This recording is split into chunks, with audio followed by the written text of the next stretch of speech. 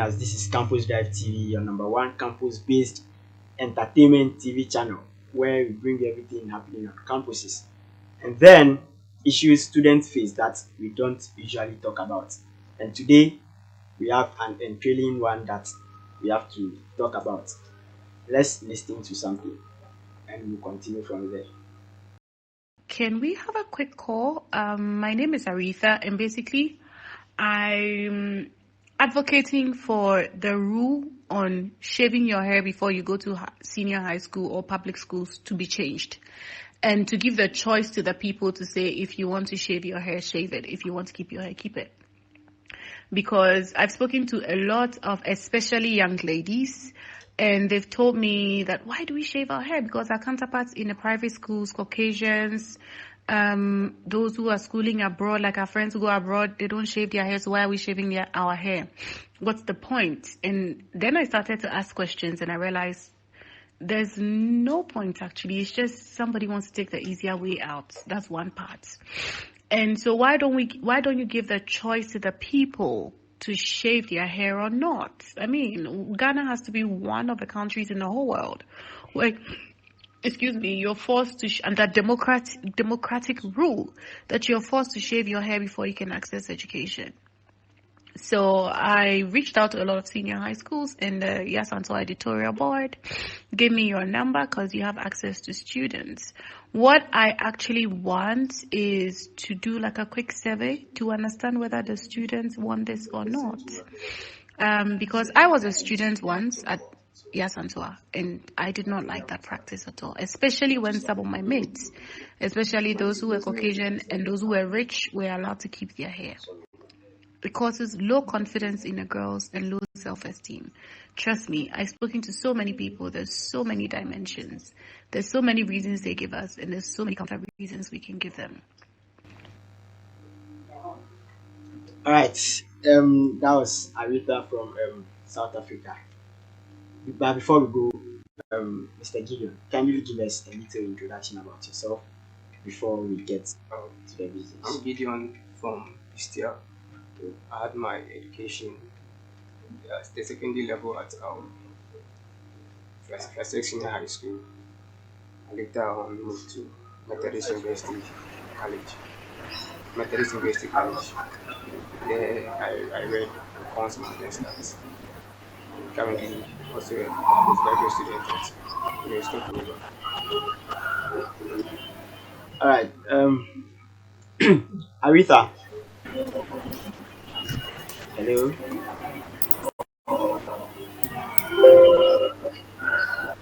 Hello, Aretha. Well, all right, Mr. Gideon, can you tell us how this practice is? Traditionally, Ghana students are to trim their hair for public education, which is very common to all the schools that we have in Ghana. And my view on this is, first, you have to respect the values of the society, the belief of the society. So if the belief of the society is cut your hair to have access to education, I think it's good for you to just trim your hair. It makes you look smart, it makes you look good, and you are welcome wherever that you find yourself. Okay, Miss Aretha. Hello, can you hear us? Yes, I can hear you. All right. Can you please tell us how is the practice of I can hear you. all right, how is the practice of students cutting their hair in South Africa like? Are they being forced as they are over here, or students over there decide whether to cut their hairs or keep it on?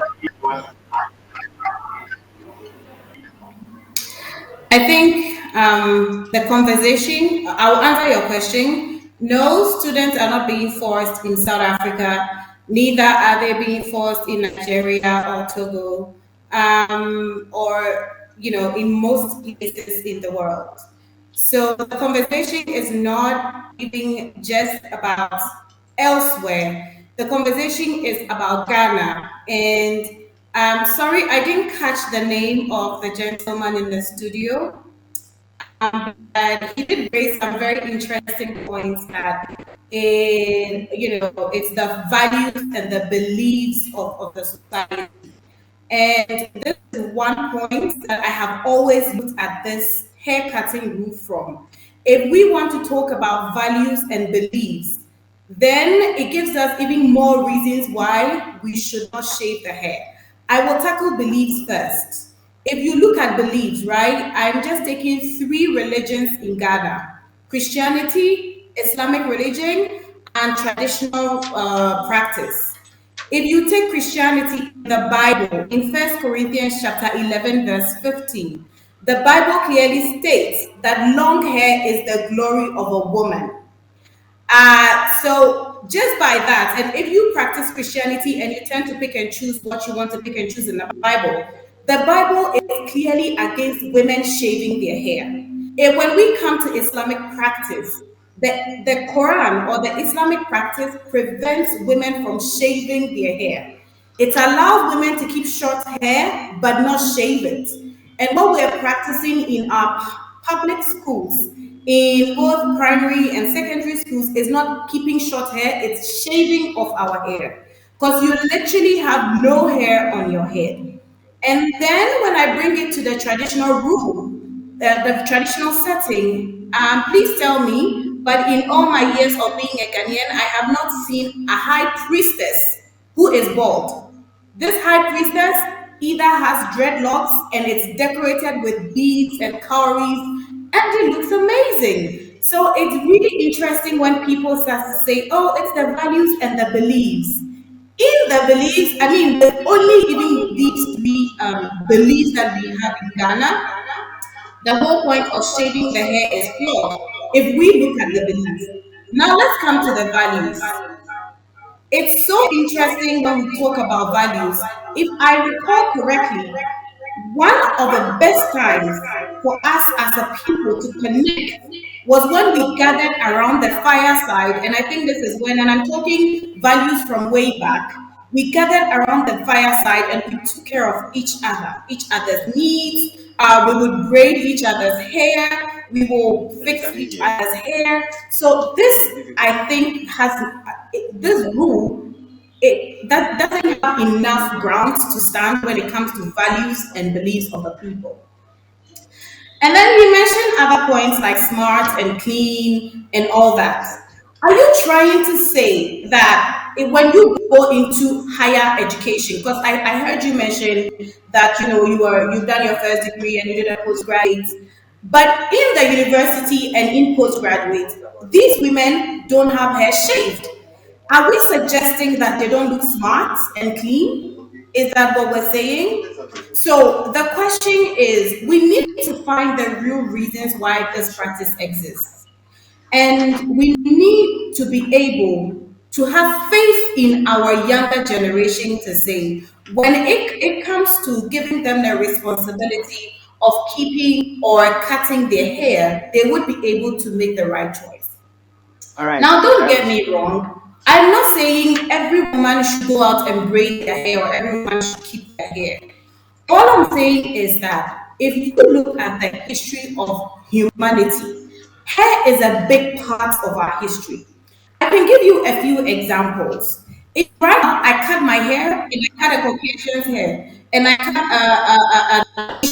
Asian's hair and I put it down, you can pick up my hair and say, this is African hair, this is Asian hair, this is Caucasian hair. So that's identity. Two, if you come to countries like South Africa where they experience apartheid, hair was a big part of differentiating whether you were black or white.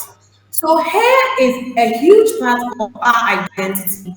And my understanding or my observation is that forcing us to do away with this big part of our identity right from infancy has huge implications. And I'll leave it here and I know we'll go into the implications later. All right. I think. All right.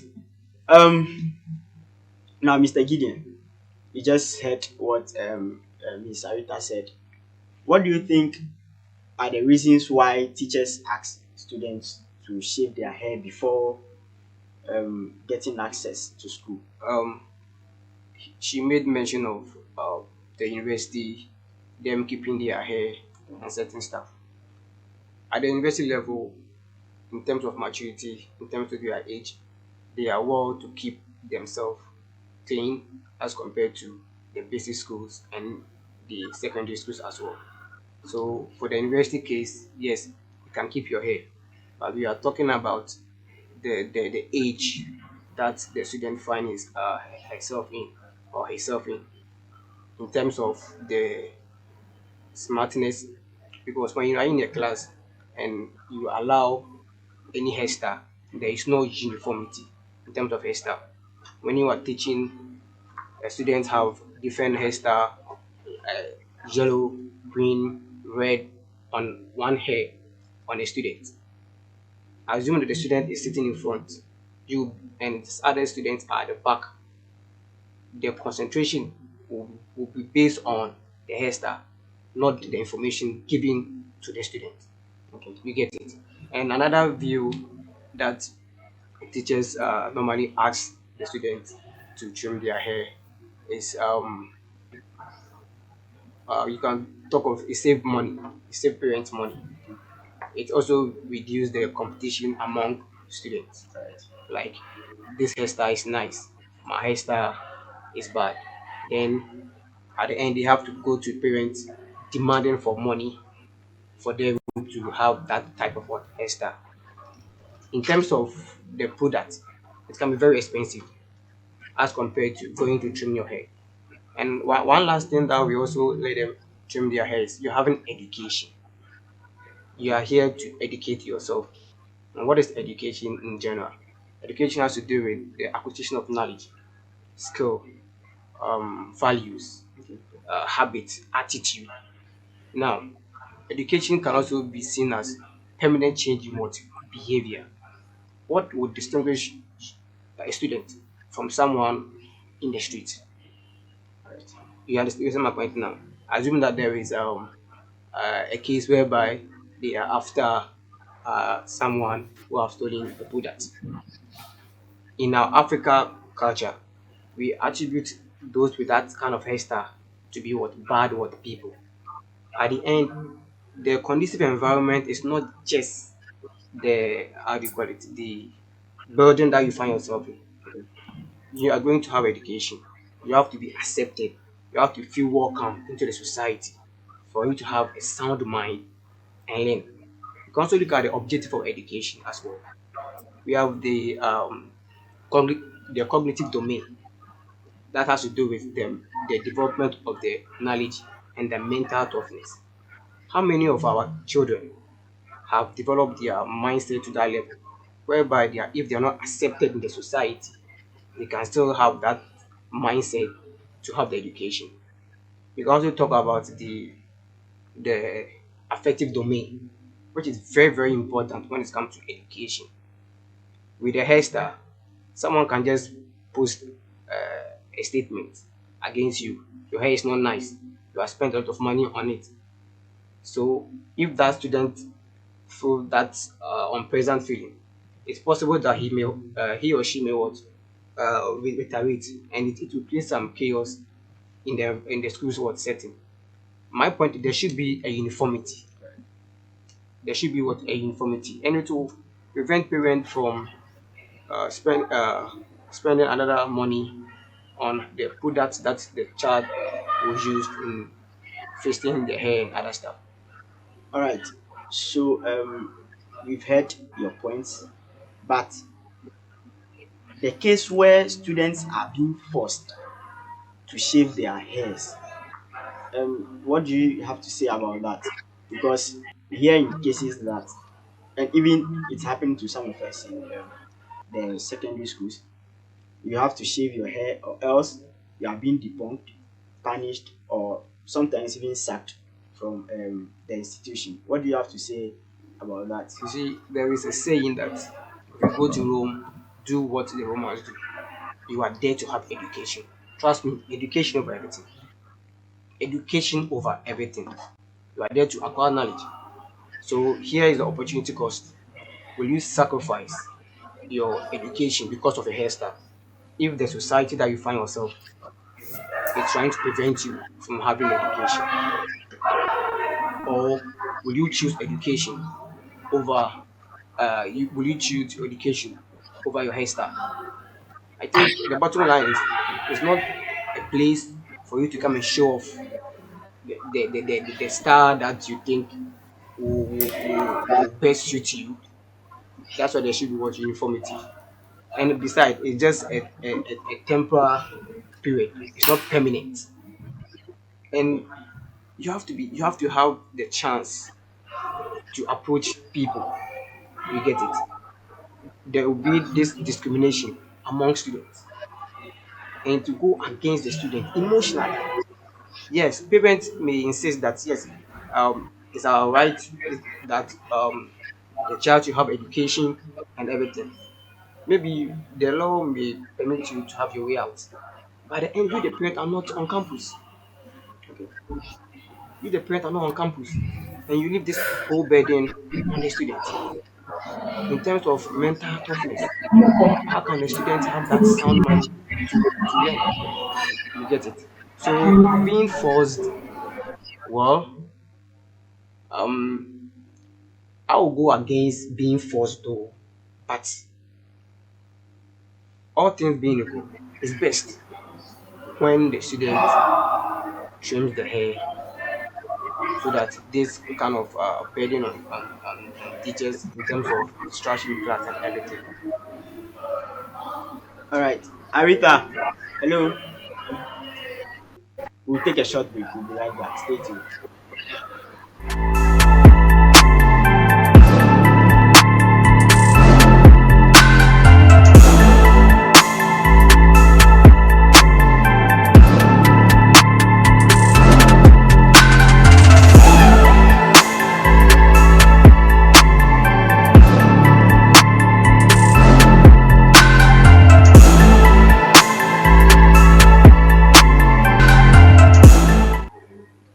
All right, welcome back. This is Campus Drive TV, and right now we are on the topic: should students be forced to shave their hair before access to the public lower institutions?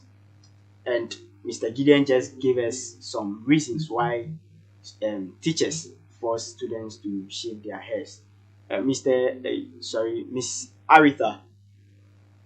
Hello, can you hear me? Yes, I can hear you. Can you hear me? Hello. All right. If you can hear me, just tell us what you think about the reasons he gave on the issue.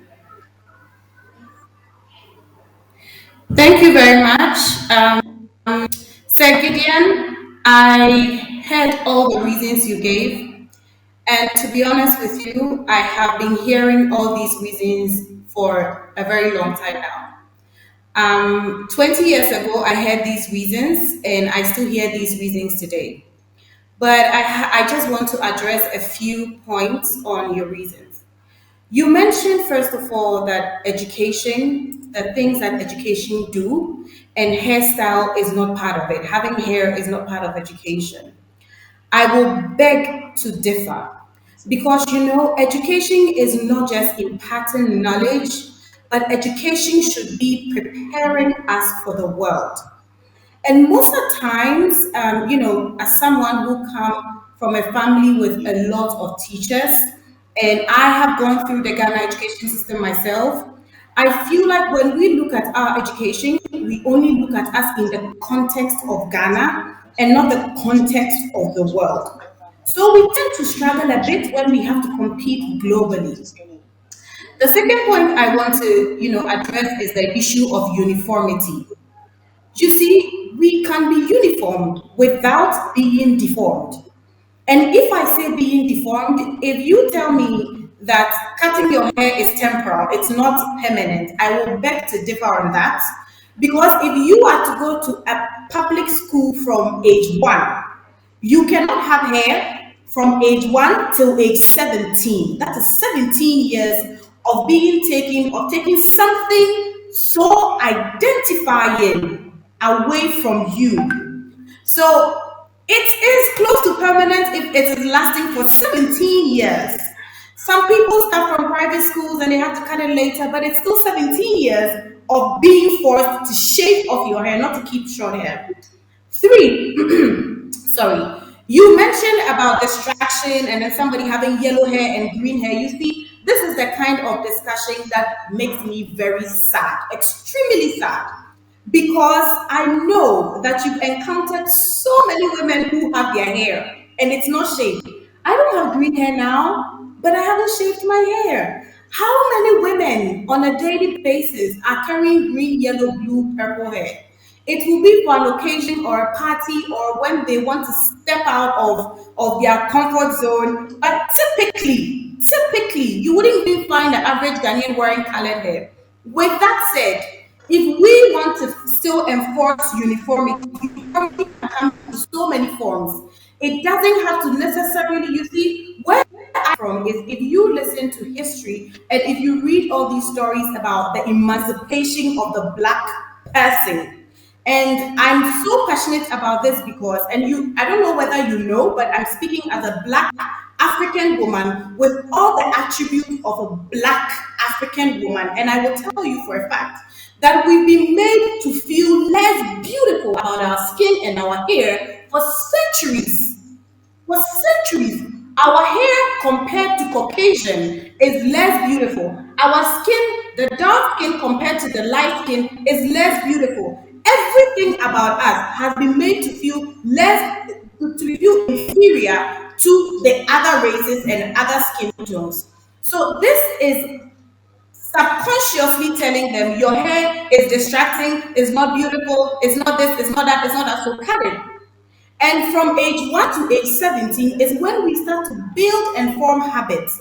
And this is where education comes in. So if you ask me to form a habit, to build knowledge, you use so many words like permanent change in behavior, to acquire knowledge, and you take this big part away from me. How are you honing that part of my talent?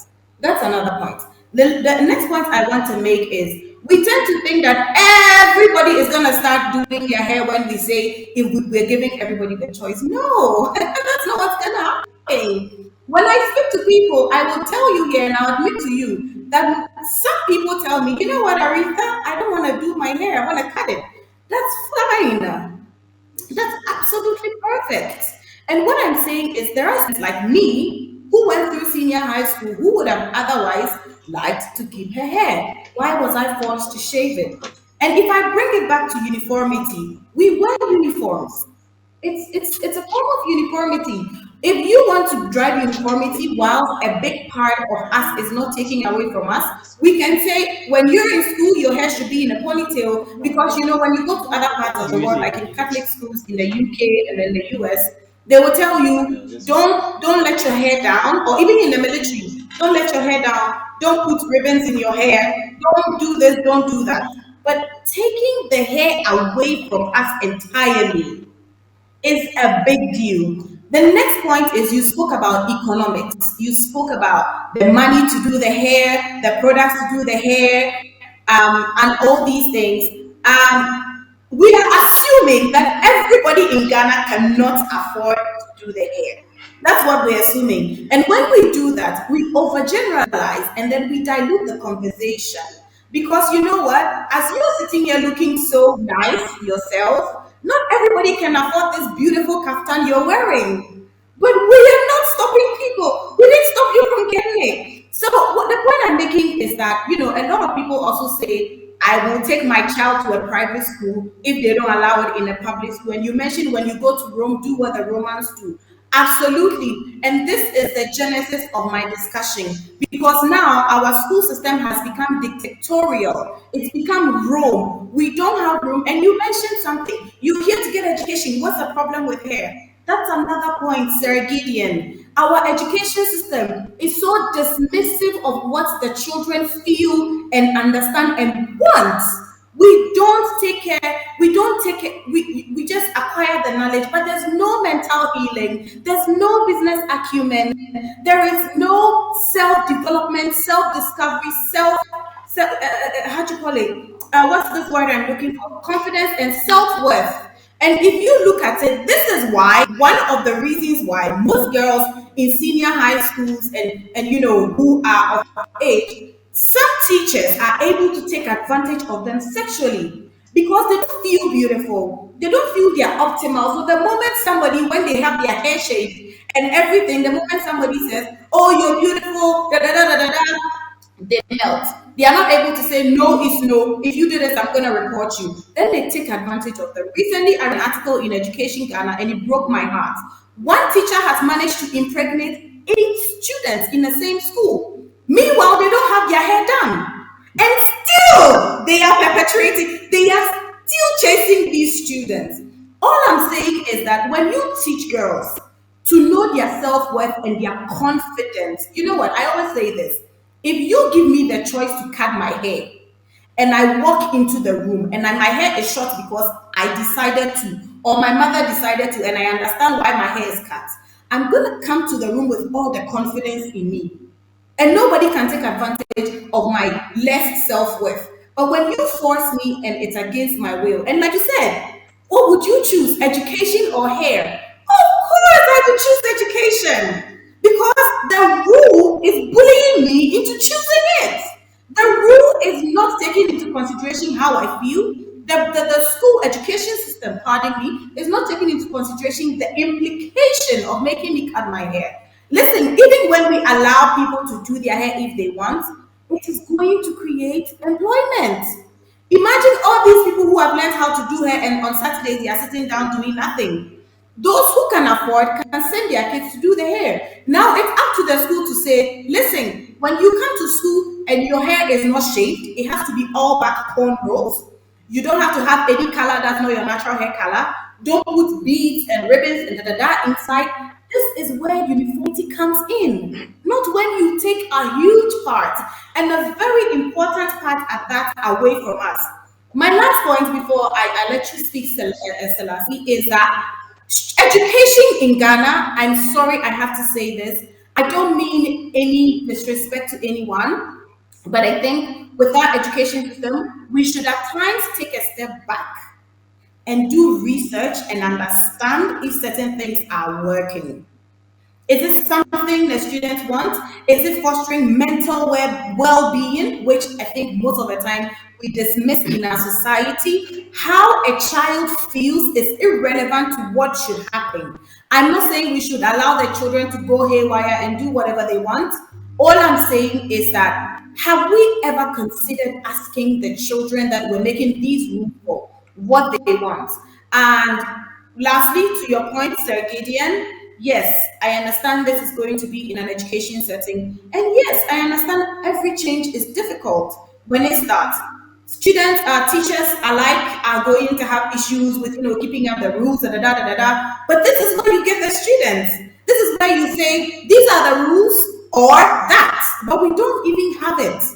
All we know is that before you can enter the school, you have to be bald. And there's a difference between short. If I'm a woman and you force me to have the kind of hairstyle you have, Sarah Gideon, it's against my will. I have a bad head shape for me as a woman. I don't feel confident about it. I never felt confident about it, but I was forced to show it.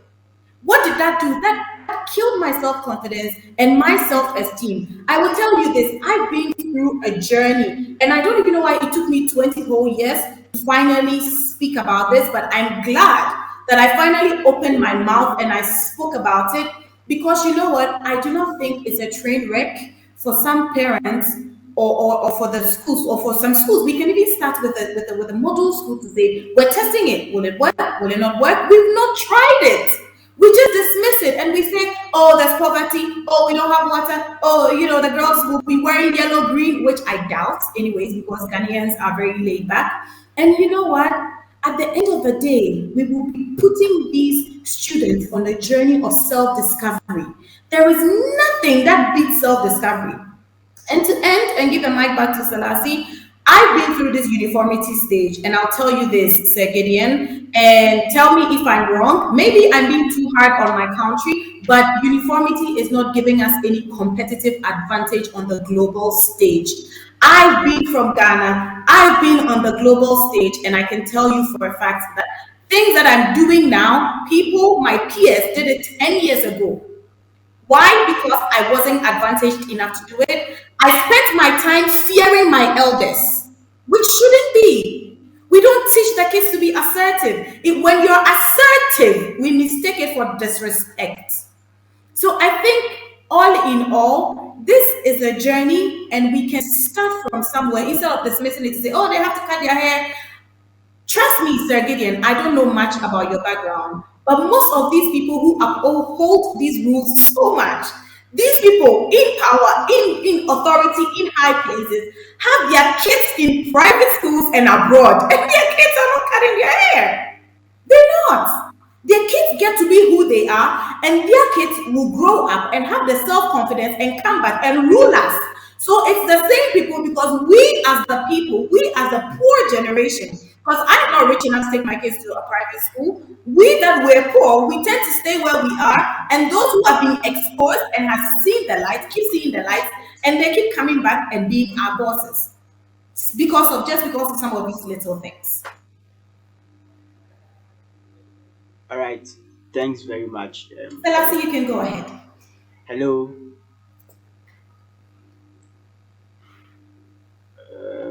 Miss Aretha, thank you very much for your opinion. Yeah, I think Mr. Gideon has something to say. Madam, if we are to allow them to have the I hairstyle, can hear you. Please go ahead. Yes, yeah, I'm if we here. are to allow them to have the hairstyle, that is where the yellow and the green and all those stuff will happen. You get it? Um, for the student Yes, to sir. have those hairstyle at that age, it doesn't add any value to the student in terms of her going to school to acquire knowledge. If you go to the school and the school setting is, our principle No, here I is don't. that get your head cut before you have access to education. My point of view, do it. If you go to a different school that they allow it for you to have that your hair on, for you to have the education, good. All right, Mr. Gideon, I have a question. So we know that schools have this policy that students should shave their hairs before getting access. All right, and when we come to the constitution of the country, right? Article 12 says any body, depending on the gender, whatever, has the right to decide whatever he or she likes. All right. So should we accept the policies of the school, or stick to the to what the 1992 constitution says? Yeah, you see, the constitution is what governs every institution in the country in terms of education. Okay. Now, the school may have its own policy as well. Let's use the Achimota case as example. Right. The case went to court. The guy was given access to education. Good. My point is, now, is the guy against the school emotionally? The guy was being discussed all over the country. So it's like one person against the school. Among the peers, I don't even think if the guy has a pen, because other parents will advise their ward to take a critical look at the person. You get my point now. At the end, they are, to them, they believe that for you to go to school, you have to what, trim your hair. You come with a different belief that because of your hairstyle, your religion permits you. Good. So what there is a high tendency that the guy can even influence the other students to have their hair on. You get the point now. To have their hair on. At the end, you have to be welcome in a society for you to have a sound mind to study. All right. So, do you think teachers asking students to shave their hairs is as in maybe they want to feel respected, or they just want the well-being of their children? Good. One, the well-being, and two, respected. Okay. For example, how many of us will go to an interview with that bushy hair? How many of us? So you'll be allowed to use that. Now she's telling us to allow them to have the hair. Now when it's time for interview for you to go for a job interview, then that is when you go and trim your hair because of the job. You get it? Yeah. So one, you have to be respected. People have to accept. The word accept is very, very important. Because when you live in an environment where you don't fit into the environment, trust me, emotionally you'll be down. Your self-esteem will be very low. Even the self-efficacy will be missing. Because at the end, you don't feel welcome. And you don't fit into a society. So one must be fit into society for you to have a sound mind, have your education. I understand her because she's in South Africa, and she has have access to other opportunities elsewhere. So she may try to compare us to them. And that's what our culture teaches us to do. Okay. Miss Aretha, hello. Hello? Can you guys hear me? Yes, we can hear you. Can you hear me? Yes, please. Um, do you think? Okay, don't you think children? Okay, I mean, Hello? teachers asking students to shave their hair has something to do with their hygiene, because we know that keeping a bushy hair on for a long time develops some kind of Yep, lice and, dandruff. yeah, bed bugs and those. Selassie. Hello, can you hear me?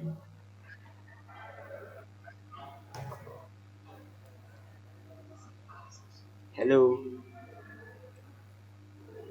Hello, Selassie? Yeah, I can hear you. Yes, can you hear me? Oh, Sir Gideon, you're making me smile so much because you said that society needs to accept you. Yes, Sir Gideon is making me smile because you said the society needs to accept you. Yes.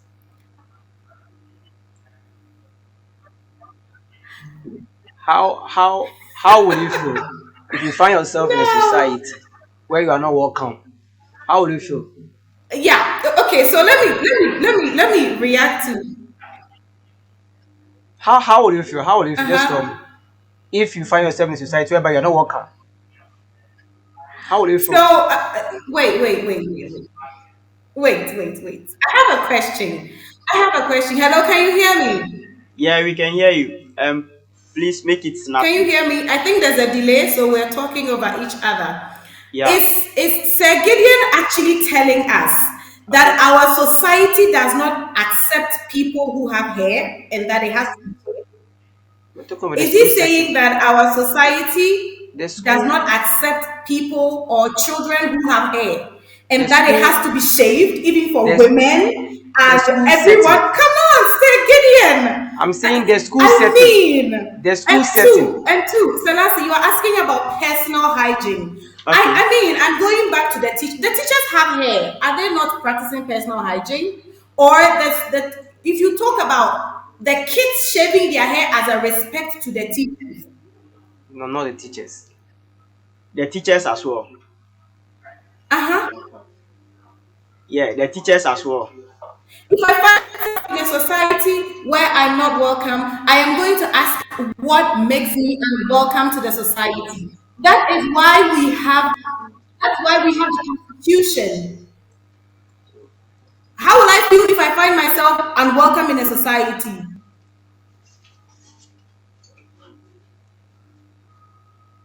answer my question. I'm not going to feel good about not being welcome in the society. But we mean that our society doesn't want people to have hair. The school I mean, setting. and you made mention about me being in South Africa. I'll tell you this, Gideon. I came to South Africa last year, so it has nothing to do with the conversation. It has nothing to do with the Yeah, conversation. I am you have kind I of am more confirmed. Ghanaian than anything else. I'm Morgan, and I'm not even comparing. And that is why when Selassie asked the question at the beginning, I told him that it has nothing to do with girls in South Africa versus girls in Ghana. No, this is purely conversation about Ghanaian students and how we are refusing to evolve as a nation, how we are refusing to see reasons. And you mentioned something about lice. Do you know that Caucasians get lice in their hair? Why is it that when Caucasians and half caste students come to our schools, they are allowed to keep their hair? You know they get lice too. Why are they allowed to keep their hair? Why don't they shave their hair like the rest of us? What is the percentage as compared to those that keep their hair? It doesn't matter. 1, 2, 3 people, 4 people. I went to school with 2 Caucasians who had their hair. In fact, throughout all my education, every time there was somebody who was fair or white or whatever, the person got to keep their hair. Forget about percentage. They don't live here. We don't have a lot of them in the country, so we can't talk percentage. If Ghana was split between Caucasian and black, then we can talk percentage. At this point, we can talk absolute numbers. If a Caucasian is allowed to keep her hair in school, All right. why can't the Ghanaian, Miss who Aretha. is a true indigenous Hello. of the land? Hello, Yes, Miss boss. Aretha. Can you hear Yes. me? Yes. Okay. I think this conversation is going way too long, and we should prolong. I think we should postpone it to next week Let them answer my and question. continue over there because time is not on our side. I think that will be okay with you. Answer my question. Would that be okay with you if we continue next week? Yes, absolutely. That's fine with me. That's All fine right, with me. because we are running out of time. Yes, Mr. Gideon. Can I answer my Yes. question? Can I answer my question? All right. Um, we'll continue next week because I think there's been a back and forth over here.